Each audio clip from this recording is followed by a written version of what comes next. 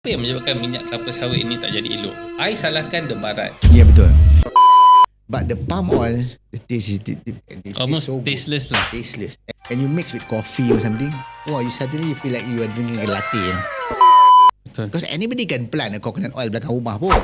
Palm oil juga ialah our own product.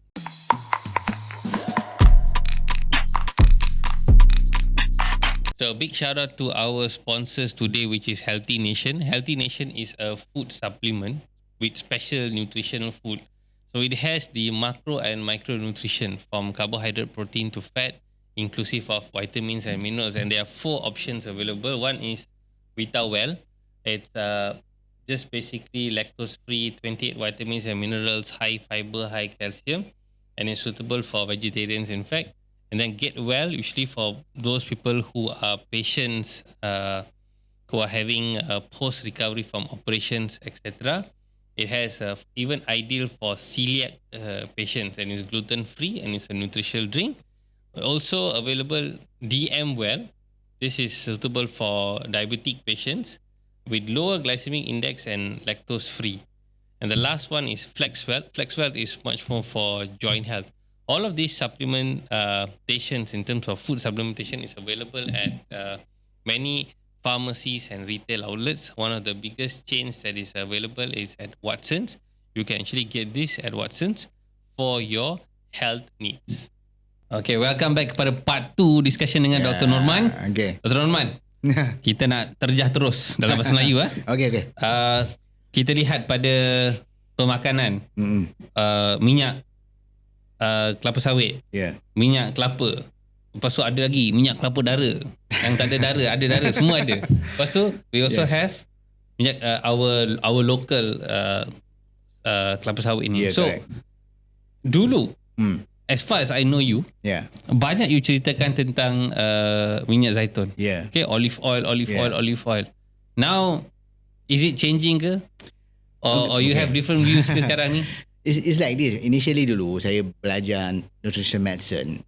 I was reading about a Mediterranean diet. I quite impressed with the Mediterranean diet lah, because dalam Mediterranean diet dia banyak emphasize on olive oil. But the problem when I see the olive oil in Malaysia, there's 2 issues. One is the price.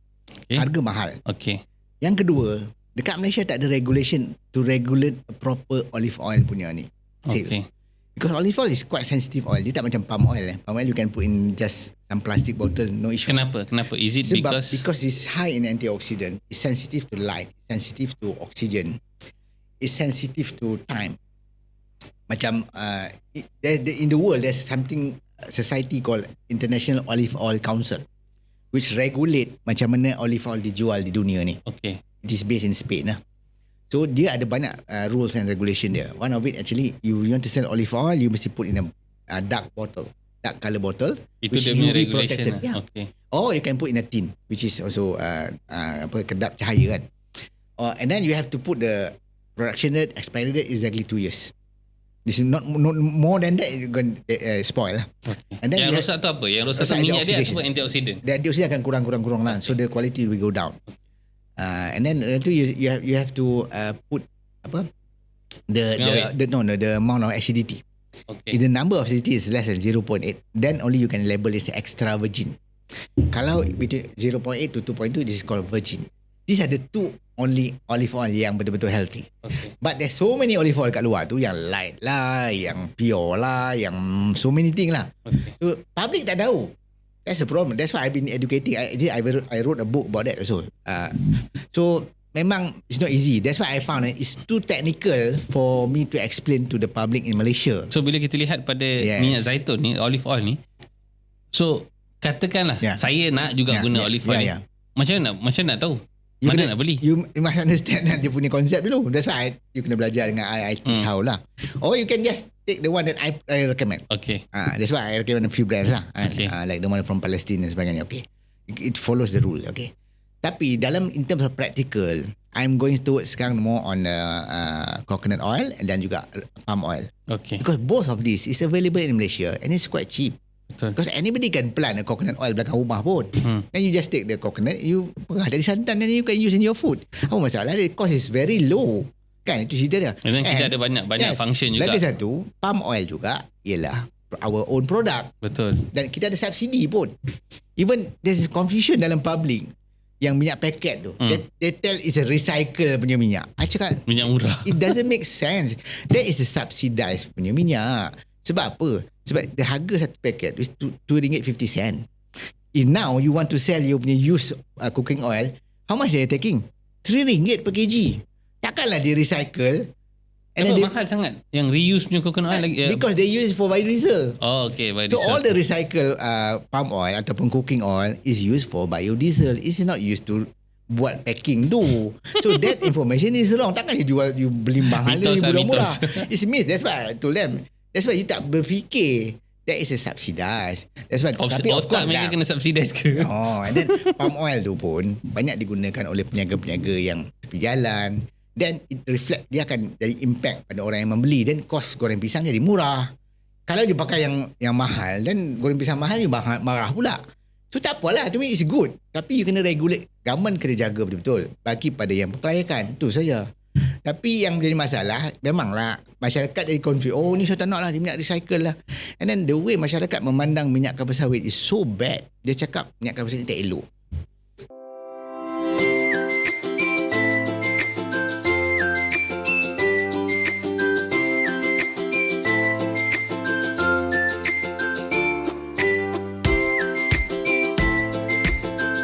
Tapi siapa yang menyebabkan minyak kelapa sawit ini tak jadi elok? I salahkan the barat. Ya, betul. Because kita barat is the culprit lah. Itu memang setan lah.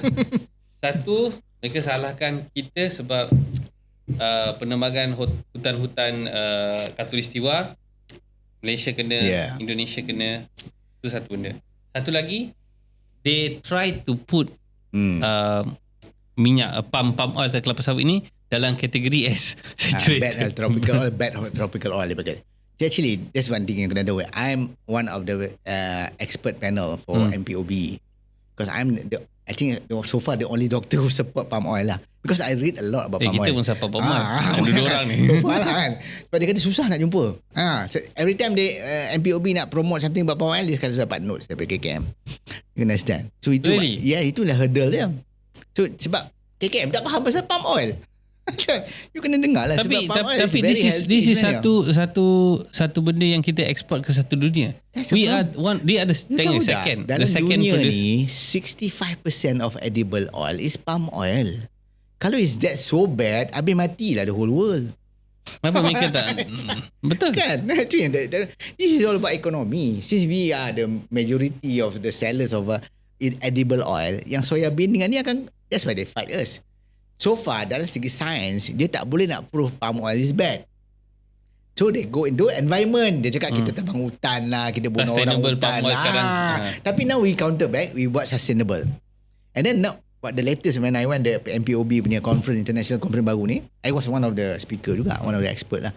So dia punya suggestion is to make forest of the palm oil. In between the palm tree tu, dia akan letak pokok forest. Oh, macam biodiversity. Yes, so dia jadi lagi meriah tau. Dia macam hutan secondary, which palm oil in between. So you macam taking from natural lah. Which is even better and a good idea. They already did this in Indonesia. They're going to do it in Sabah soon lah. So which I think is a good idea. So any problem tentang environment, we can settle. That's why dia ada yang sustainable dan semua kan. Okay, good. So tapi problem is masyarakat to need to be educated that palm oil is very good. And one of the best source of MCT oil. MCT oil is one of healthy oil. Of course from coconut because it's high. Tapi palm oil juga ada. Coconut ni dia punya MCT tinggi sikit. Tinggi sikit lah. Kalau dalam coconut oil, 90% is saturated fat. MCT medium chain is about 55%. And majority from 55% tu, about 40% is lauric acid. So lauric is monolaurine. It's a different category lah. Like for palm oil, the total MCT is 35%. Okay. About 10% only is C8, C10. So lauric acid is 30%. 25%. Understand. So lebih difficult to get MCT oil from palm oil compared to coconut oil lah. So this is a very advanced technology we have in Malaysia who separate the MCT oil from the palm oil. Okay. And the best part, the taste is incredible. what is the problem with cooking with coconut oil? The Taste. taste is not so good. That's the problem. Then kadang-kadang kalau you make MCT oil from VCO, the smell of coconut tu ada not Kuat very sikit. tak strong sikit lah. But the palm oil, the taste is Almost so good. tasteless lah. Tasteless. And then when you mix with coffee or something, wow, you suddenly feel like you are drinking a latte, Okay. That's why I like this product. That's why. So and all of this is zero cholesterol. Ini boleh penting. That's another thing because Santan zero cholesterol. we are focusing too much on cholesterol. We didn't realize cholesterol only come from animal.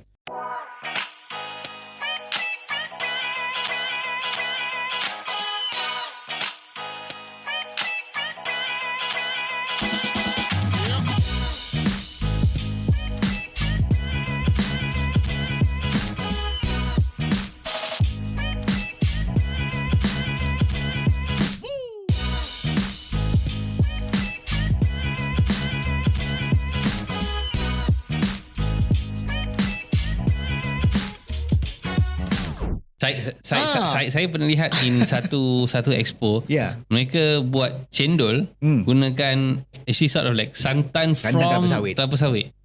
You know, if you look at the palm oil atau buah kelapa sawit, actually it's a mini coconut. Oh, you realize wow. not? Kalau you Bentuk cut dia. half, bentuk dia, luar ada sabut, tengah ada tempurung, tengah-tengah ada putih tu. Okay. Exactly like coconut, betul tak? Tapi dia mini lah, small. Tapi dia banyak ada gugusan lah. The one that we take minyak tu mainly from the sabut luar tu. Okay. That it produce the red palm oil. The original oil is red palm oil. Dan fruit palm oil dia akan pecahkan palm oil and palm stearin. Okay. Palm stearin is the hard part. Palm oil is the one that we use for cooking oil, the liquid part. So is it the hard part yang akan dehydrogenize jadikan? No. The problem is palm oil no need to hydrogenated. That means actually what was sell in the public sebagai margarine kelapa sawit in actual fact is not margarine. It's a palm stearin, which they olah sikit bagi lembut lah. Faham tak?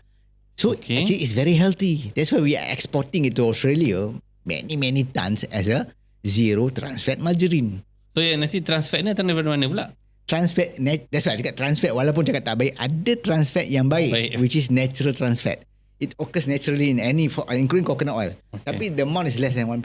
For palm oil, dia 0.7% only. So then yang kita rujuk sebagai yang trans fat ni tak bagus ni that is the hydrogenated oil, which is produced daripada vegetable oil yang hydrogenated. What mean hydrogenated? You add hydrogen atom dalam the oil and it will occupy the bond tu, yang double bond, and then it becomes saturated, but it's twisted. That we call trans. You know, molecule of the fat, they are twist, trans and cis. Okay. Cis is natural. Trans is the abnormal one. Okay. It twisted. Yeah, then so what your body notice when you consume it, it's this is something foreign. So how your body react?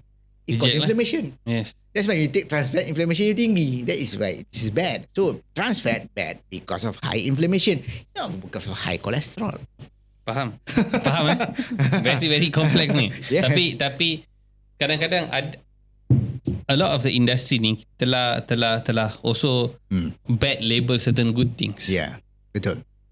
Agreed, 100%. And kita lihat macam industri kelapa sawit Malaysia, I think kedua terbesar selepas Indonesia dekat dunia. And kajian banyak. Yeah. Vitamin E tinggi. You know that there's 200 scientists in MBOB who have PhD. All here or overseas? Yeah, all there. In Bangi tu. I always go there lah. one of the Tetapi kenapa kita masih susah untuk push this? Sedangkan negara-negara Eropah beli juga kelapa sawit ni. But negara Eropah ni pandai. Dia beli kelapa sawit and then dia jual soya. The bad one they go out and then the good one they take. Oh wow. Pandai lah. Same like China. China also bring a lot of soya bean oil but they sell outside. But they use palm oil quietly. Tapi kita beli soya bean oil. Beli because I know because I talk a lot of MPOB people. Mainly all these countries like China, even US, Europe, they buy for industries. That's why you cannot find palm oil jual in public because they have a bad reputation on that. So they are supplying to the factories, the food factories. So the food factory, they are using that, our palm oil. And then they say palm oil is bad. The issue with processed food, not the oil itself. Yeah, of course, trans fat lah. The carbs, the refined carbs, the issue, and the sugar. too much of sugar. If these two you can handle, then okay. Right. But if we have this much of scientists, professors yang buat kajian ni, kenapa we are not developing a pharmaceutical industry, a nutritional industry based on this, not just focusing on just a commercial volume of oil like macam vitamin E. Yeah. I nampak macam hangat-hangat tai ayam je. Kita nak buat. In actual fact, sebenarnya we are developing the nutraceutical part of palm oil, like producing vitamin E, beta carotenes, squalene, and so many things. But the problem is the sales of this is still very slow. So more of the palm oil is being sold as an edible oil compared to the pharmaceutical. This is where education is needed. You have to teach people the value of all the supplements. And then if we talk about supplement, supplement rosak buat pinggang. This kind of attitude is wrong. Semua benda pun rosak buat pinggang. Ada problem. That's it. I feel I make kerja banyak. So I always say to God, please lengthen my life because I need to teach so many people. Kalau tak ada orang nak bercakap, public akan terus rosak. That's the problem. We need to tell the people the correct thing. The truth. Bukannya cakap cerita there's something behind that. Dia public again, viewpoint public ni is macam I nak senang. If for them is very linear. Bila pendapat tu terlampau linear and kita ni doktor-doktor yang dalam anti-aging medicine, wellness medicine ni datang dengan satu mazhab yang kita we are generalist. Kita ni generalist. You label kami sebagai generalist. Kita bukan doktor pakar macam tu. And then terus nama kita kena label and tapi the keupayaan a general physician who is more open kepada dia punya medical knowledge ni is more jauh sangat dengan exposure of we are going into touching cardiovascular issue, kita terpaksa handle metabolic issue, kita terpaksa handle mental issue, kita juga terpaksa handle even like something orthopedic, vitamin D deficiency dan sebagainya. The problem is public punya perception bila disebut doktor pakar, to them doktor tu know everything. In actual fact it's opposite. The more pakar you are, the less thing you know. Because you go narrow. Bukan kita kata tak perlu. Perlu. Tapi generalist like us, doctor general ni, know more sebab we learn a lot of things. So we are the expert in this thing compared to them. Itu yang dia tak faham. Actually, I don't need the pakar punya disebut NSR pun for me to talk about nutrition. Because there is no pakar nutrition in NSR. But doesn't mean I cannot talk. And I know better than the pakar because they learn their things. And another issue is, are the nutritionists another one having enough of competency with this new knowledge that are coming, or they are all stuck with because see there's no industry I fikirkan macam nutritionist boleh duduk and say like, look, we're going to rebel and not and tell the doctors that they are wrong. Tak ada because correct. Dia punya issue is doktor suruh prescribe I prescribe this diet, I prescribe this diet, but then they're not talking to them like intermittent fasting. They're not talking about IF. They're not talking about paleo diet. They're not talking about OMAD. No. Mereka takkan cakap because they are, I rasa macam they are squeezed also. Even though they rasa macam food pyramid kena tukar, benda ni kena tukar, benda tu kena tukar. Tapi I have no voice dalam that in that medical framework. Sebenarnya itulah cakap nutrition is the basis of their learn already set up the syllabus. It's still based on the same thing. Calorie counting based on fat is bad, and also cholesterol is bad. It's still based on that. That's why the way they do diet and then added salt is bad also. So that's why hypertension that no salt. This is the kind of diet they create. The problem is they should change the way, because I've been talking to some of the lecturer in nutrition, and she listened to my talk and she said, "Doctor, you are correct. But I cannot change the syllabus." That's the whole problem, see. So that is where we should learn. That's why nutritionists and dietitian, please come and learn. I provide teaching through professional certificate in nutrition medicine in UTM. And my student now, total for the 3 batch, about 50 students, and 16 of them are doctors. I have dietitian, I have nutritionists, I have pharmacists, I have nurses. And no one say I'm wrong, because when I explain, when you I explain, I show everything with the evidence. They say you are correct. Kan? That's why we have all these issues. That's why we need to learn. Don't just comment based on what you know. You think you know everything. That's a problem. But you see, on social media, the issue is it's a hit and run. Nobody wants to stand up and defend ourselves. You see, we have to do a lot of defending. Yeah, correct. Because it's easy to label. You Dr. Am je. Jual produk. That's the common say. Doktor jual produk. No, I cakap, I never intended to be jual produk. If I am jual produk, I just become a regular GP. I can be super millionaire. Very easy, kan? You get so many panel, you just prescribe, see the patient, employ so many doctors, often 24 hours, and I reach. Why am I going through all this? Because I want to teach people. When I teach people, I cakap, use healthy fat. I cakap, doktor, healthy fat tu mana dapat? I say, stop sugar, you can use stevia. Stevia mana dapat? That's where I need to supply. That is where it start. It's not that I have stevia. No, I want campaign, I nak jual. Tak suit nak jual tu je. No, I'm not like that. That's the problem. You tak boleh nak label everyone jual produk. But I'm helping the public to get a proper product. I mean, on a side note, right? We ourselves are product. You know, before this, GP are against the dispensing separation. Why? Because you penat-penat bagi counselling, and then this patient pergi beli kat pharmacy. That's why you don't feel it. Aku cakap banyak, dia pergi beli sana. Then where's my profit? Tahu tak? Itu that's why we fight against. The same thing now. If I tell people how to eat healthy, and then they pay outside, then my ILO berapa dia nak bayar? And they don't want to pay. And then I still need to give them some product. And I want them to use a product like I said, olive oil. There are so many categories how you want to choose. If they take a wrong one, then it doesn't help them.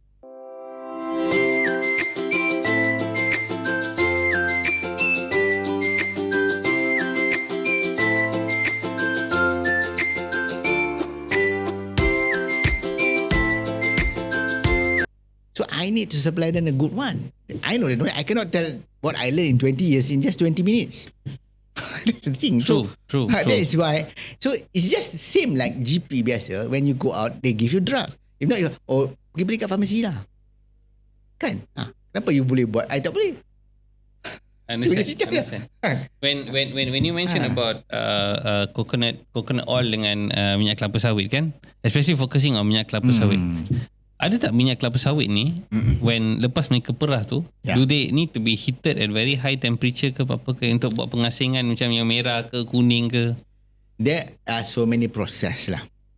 But that's why kalau ikutkan, the best yang paling kurang proses is red palm oil. Okay. Actually the original minyak kelapa sawit is red palm oil. That's so memang akan merah je? Dia merah je. Dia sebenarnya bukan merah. In actual fact, if you tuang, dia slightly orange. Okay. From outside it look like red. Tapi when you tuang dia become orange. Okay. So that's the problem. I asked, I've been asked the scientist in MPOB, I cakap, why you change it? That was the original one. You know why? Because our boss previously is from British. The British people. So they are looking at selling palm oil ni di Europe. In Europe, they already famous selling soybean oil, corn oil, which is that color. So they want to change the palm oil to that color so they can sell. So it's all about economics, not about the health benefit of the product. So they remove the pigment. So they have a lot of chemical lah, of course. But still it's not that bad lah. Still not that bad. But that's why I prefer red palm oil. So the red palm oil, because 98% of the palm oil is produced as the cooking oil, olive oil though. Okay. So that's just 2%. That's why red palm oil prices go up, because supply and demand. Itu je. Faham. It makes the product becomes premium. Itu cerita dia. And lagi satu, banyak soalan menarik ni. Yeah. Ada tak minyak kelapa sawit ni ada cold press ke hot press ke? No. Tak ada. Tapi kenapa olive oil ada cold press? Minyak kelapa dara ada cold press? That's you must understand dalam konsep MCT atau saturated fat. When the oil banyak saturated fat, macam saya cakap tadi, sawit is about 55%. Actually, sawit is 55% saturated fat. Coconut is 90% saturated fat. It is stable. Okay. So kalau heat high macam mana pun, it doesn't matter. Tapi for olive oil, dia quite heat sensitive. Dia what we call something called smoke point lah. Smoke point for olive oil is 210. About some studies show 190. So around that lah. Tapi our cooking temperature for just macam tumis, masak yang biasa, tak ada masalah. Is 140, 130. Okay. So boleh masak sebenarnya. Even kalau you nak goreng telur is 180 je. Tapi kalau you put in the rice, it's 100. It's still all very safe, tak ada masalah. So boleh masak, tak ada masalah. Cuma kalau you go deep frying can go up to 250. So deep frying is not really good. But I read a recent studies, they tried to take olive oil to deep frying. It still doesn't affect dia punya oxidation. Dia bukan ada carcinogenic property ni, tak ada. All the carcinogenic problem studies are based on vegetable oil. Soya bean, corn oil dengan sunflower seed oil lah tu kan. Seed oil yang problem. And the worst part is that canola oil also. Another problem. So these two yang menyebabkan masalah, bukannya based on palm oil. And bila kita goreng lah, katakan kita pergi kedai makan ayam goreng lah, kuih-kuih and everything kan, Malaysia punya style ni kan, saya selalu katakan yang penyangat utama kepada our diet is that tea time. Because makan very high fried kind of item and volume carbohydrate dan sekali. Tapi bila melanga tu dididih pada 200 240 punya temperature selama 4-5 jam berterusan, does it change the oil integrity? Yeah, it can change also. Lah. Tapi that is where the beauty of palm oil. That's why kalau high saturated fat dia boleh tahan. You can cook up to 6 hours so nothing happen. Oh wow. I've talked to some of scientists dekat FGV juga. And I tell them, berapa kali you boleh ulang masak palm oil ni? We have tested up to 5 times also. Okay, still stable. 5 times is quite a lot lah kan. Quite long so. Tak ada masalah. That's why I cakap tadi not a big issue. The problem is if you cook vegetable oil, minyak soya, minyak water, minyak jagung ni, once pun dia terus jadi trans fat. Because high omega 6. High omega 6 when you heat it, all the hydrogen from air akan masuk and become trans fat. Dengar ni, jawapan dia telah terjawab. So masalah goreng ialah jenis minyak, bukan proses menggoreng. Kalau you goreng guna minyak kelapa sawit, minyak kelapa, even minyak zaitun, healthy. You know the Mediterranean people, they put the olive oil dekat daging dan dia bakar. Still healthy. Because first my experience lah, I pergi Turki, masa tu I ikut misi perubatan untuk bantu pelarian Syria di Turki lah. So we follow one NGO in Turki lah called Hayrat lah. So I follow they have their hostels. So they put us in the hostel. So masa morning tu before we go to pergi kita punya tour tu, I was drinking olive oil. I take and drink. Shot macam tu. And then the whole Turkey people looking at me. I cakap, and then they laugh. I cakap, kenapa you gelak kan? Dia kata, kita orang Turki tak pernah minum minyak zaitun ni. Apa yang you buat ni? I cakap, nak jadi healthy lah. No. Kita masak. And then trigger to my mind. I cakap, betul. Tak iya juga. When I look at the study, then I look back at the journal, all the journal yang cakap, kebaikan minyak zaitun are based on Mediterranean diet. Which they cook olive oil. So olive oil is supposed to be cooked. And all this while pun, beribu-ribu tahun, memang people cook olive oil. So apa isu dia? Tak ada isu lah masak. Because the initial part, those who bring olive oil kat Malaysia, dia orang yang ajar untuk minum. Sebab kat Malaysia mana ada menu masak minyak zaitun? Mana ada? Ada rendang minyak zaitun? Tak ada. So what choice do we have? What choice do we have? Minum lah. Then they create the myth, cakap, minyak zaitun kalau masak rosak. Which is wrong. Yeah, because you see minyak zaitun akan masuk dalam kategori makanan sunnah and everything kan. And you tengok Mediterranean diet, dari segi kitab and everything. All of this already mentioned. Olive oil usage mentioned. Betul. Dalam banyak aspek ni. So the perspective of it's like olive kurma olive. Ambil lah. It's like bila kita beli pizza kita nampak olive tu kena potong kan. So that perspective comes in like just drizzle the olive oil dalam salad and makan. You don't have to cook the. It's just why lah banyak studies show when you drizzle olive oil, it gives the maximum effect. Maximum effect because it's fresh. Bila you masak dia akan kurang sikit lah, tapi still good. Not that bad. Still quite stable. Bukan masalah sebenarnya. Boleh je, dibolehkan je, tak ada masalah. One question. On studies or we're doing lab studies. Isu kolesterol kita nampak. Memang cara tak seran sekarang ni jadi satu isu. Betul. Kedua, we have now this apolipoprotein, small a, apolipoprotein B.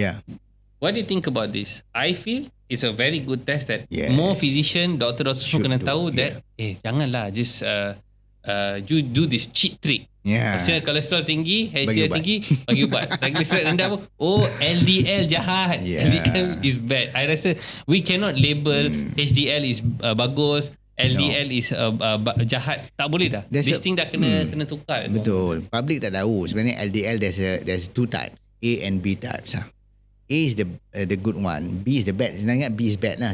B is the bad one. So and B, when it is called a small and dense, because it's small and dense, so it causes atherogenic reaction compared to A, which is large and fluffy. Of course, it is high, and this A type is the one that produces our hormones and vitamin D. When you take healthy fats like coconut oil ke, palm oil ke, even butter, it will increase the A type. A type is not atherogenic. Dia yang kena, dia besar, molekul dia sangat besar. So which fat yang produce the B type is the trans fat, margarines. That's why we take too much margarine, trans fat. That is where the problem comes. Then it reflects to the inflammation. It's not about the cholesterol level. Itu yang apple A and B tu kena check tu lah. Betul. Baru interpret properly. Dia nak interpret properly. Jangan interpret luaran and then bagi ubat. Of course lah, otot kolesterol tinggi bagi ubat tu turun lah. Tapi does it help to reduce dia punya risk of heart disease? No. Because in 2009, there's one interesting study in 2009 which is reported in 2009. They found out 75% orang yang kena heart attack during the heart attack-nya tu, they have low cholesterol, which is less than 4.2. And surprisingly, many of my friends, our colleague lah, doctors lah, got heart attack. My question is, what is your level of cholesterol during that heart attack? Most of them say 3.8, 4.2, those are all unsteady. Then you tak terfikir ke juga? Dengan that kind of level of cholesterol, you still got heart attack. Yes. Because we are not looking at all other markers. Kita tak tengok pada the CRP. Kita tak lihat pada homocysteine. Kita tengok ada markers lain. That's why like me, okay. Then they ask me, what's your cholesterol level? I cakap, my cholesterol is 6.7. Do you take any? No. I cakap, no. What is my HSCRP? 0.5. What is my triglyceride? Last I checked is 0.7. My HDL is 2.36. It's a perfect actually shows my inflammation is under control. Correct.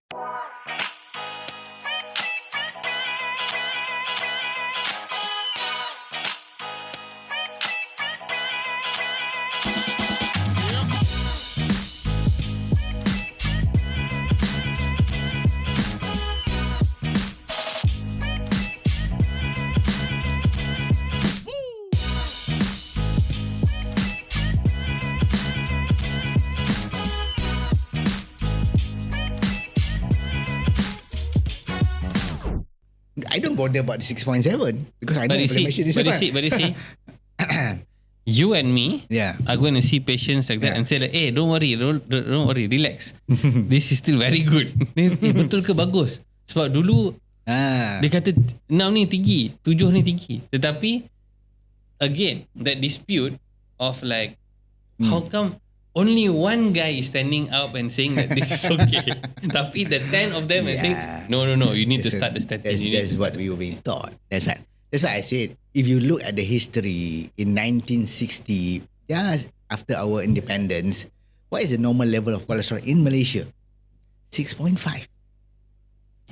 Kelapa darah. Because that time mana ada makan proses banyak sangat. Early independence kan. And then everyone is makan kelapa. Wait, masa tu tak ada heart attack teruk macam sekarang. Nampak? It's the same level like the puka-puka Intercalau Island people. Because we are eating the same thing. We are at the same Katulistiwa punya belt. Which is, tak ada masalah lah. That's what, the same thing was eaten by our ancestors. Including Southern India. They also eat coconut. Of course. Nothing wrong with them. Then why are you blaming coconut? And it will be high cholesterol. You should look at the high cholesterol with high inflammation, which is caused by sugar. When you take too much sugar, inflammation high, cholesterol high. Because sugar actually stimulate activity of HMG-CoA reductase. It increases the cholesterol level. So this is the problem we should look. So after our discussion, we realize all the problem go to sugar. Yeah. It's all about fats. Sugar is the root cause of inflammation. And then another one more thing saya akan bersihat is orang dulu even before pra merdeka ke, or let's go back long before that. You ambil 1,000 years squat or 2,000 years squat kita punya pergantungan kepada karbohidrat is long chain carb. Asia Tenggara ataupun South India or China and everything makan sama ada flat ground padi ataupun padi humah, padi bukit. Vietnam, China all padi bukit. Dia tak ada flat ground untuk tanam. Where did wheat come from? Tempat-tempat ni tak boleh tanam pun gandum. Betul. So bagi saya, when kita discuss even in our previous episode, our epigenetic segment, these genes, Southeast Asian genes, South Asian genes, Eastern genes kan, dia tak pernah expose pada this grain, this lalang ni dia tak pernah expose. Tetapi bila the modernized European punya food plate came in, and it's easy to pack grain because grain ni senang, boleh simpan kering, boleh simpan dalam barn dan sebagainya. Ambil ni, cornflakes bagus, barley bagus, oats bagus. So this idea came in like, we needed to look west all the time and their food was the best kan. You have to take bread. Mana ada sejarah Melayu makan bread? Ada tak macam boleh buat roti dengan beras? Tak ada. That's why because I studied in India. I stayed in Manipal, which is southern India. I saw how they eat. And they are very thin. No issues pun kan. So obesity is not a big issue there kan. Tapi here we change our diet and we take too much of wheat kan, gandum. Macam sekodok pun gandum, then habis lah, rosak. As I said, dalam nutritional medicine there is something called nutrigenomics. That is where dia akan beritahu you have issues or not with this. Because dalam gandum the main culprit is the gluten. Gluten depends on genetics. Some people are genetically sensitive to gluten. When you eat gluten, you have issues. Like me, I've tested my nutrigenomics. I know I'm not sensitive to gluten. That's why once a while I just take, but I still take whole grain once a while. But I still go more on the nasi beras dan sebagainya. Itu je. So genetic juga memainkan peranan dari segi nutrition. And there's one theory in anti-aging medicine, because I learned about anti-aging medicine kan. There's 18 theory of anti-aging. One of it actually is you should eat the food that can be grown where you are born. Now this one I totally vouch for and I betul-betul setuju. Yeah. Because for us, we are Southeast Asia. So what it cannot be planted here? Gandum, barley, oat. Then you're not supposed to take it there. Sebab genetically kita tak sesuai. We have issues with this. So ambil lah beras balik. Tak, biar bercakap beras, diabetik tak ada makan nasi. Bila tak makan nasi, where they go? We bandai roti. Dia hancur lah. Itu dia. Wow. Such a lengthy discussion. Doc, before we wrap up, what are your aspirations? I mean, you've been in this journey for long. Yeah. Kena hentak bangun. I mean, a lot of troubles and tribulations. Sometimes we all get into sometimes this friendly fire lah I call it. Tapi that journey ni takkan berakhir. Kita akan tetap bangkit. And we have to still go out to preach. Ni bagi saya ni satu dakwah tau. Yeah, correct. Ni. I believe in ripple effect. You start small now, you'll become a tsunami later. That's why we have to start. That's why I believe I want to be the starting of the ripple effect. Spark lah. Yes, just a small stone is good enough. I mean, just a small stone. I throw in the water, ripple. Finally, you become tsunami. The tsunami will save our nation. That's my whole idea. I want a healthy Malaysia. We save a lot of things. Not only the health part, but the money part. The socio-economic problem will be solved. I don't want our next generation, our anak cucu akan datang sakit because of us. Dia akan ludah atau kuboyo. Cakap apsal lah tu aku ni dulu tak nak belajar betul. Because I believe nutrition medicine akan evolve and finally everybody knows about it. So we have to start lah. No, we have started. Yes. Where are we now then? Still are we in the middle stage. Or in the early stage? Still in the early stage. I think we have at least to change a way of thinking. The same thing when they start demonizing fat. It takes 40 years. 40 to 50 years. I think we just started after 2000. That's like one cycle of a physician. Yeah. So I think by 2040, 20, that's why we need juga the politician open their eyes. listen to us and call us. I will explain in detail what is the issues and how we want to solve the problem. If you just keep washing all this rubbish under the carpet, it will not settle the problem. And one day it will sting very badly. And everybody will be affected. Itu masalah kena faham. Masalah ni bukan masalah kecil. Dia mesti diselesaikan dengan perbincangan secara rasional, bukan maki-maki dekat social media, calling us names. That's not the way. Doc, thank you so much for being here. Terima kasih kerana datang hadir for this discussion. I think banyak all the people belajar and fahami lebih dengan detail tentang fat dengan lemak. Until next time, kita lesung kau-kau. Okay. Thank you very much. Thanks. Such a good discussion.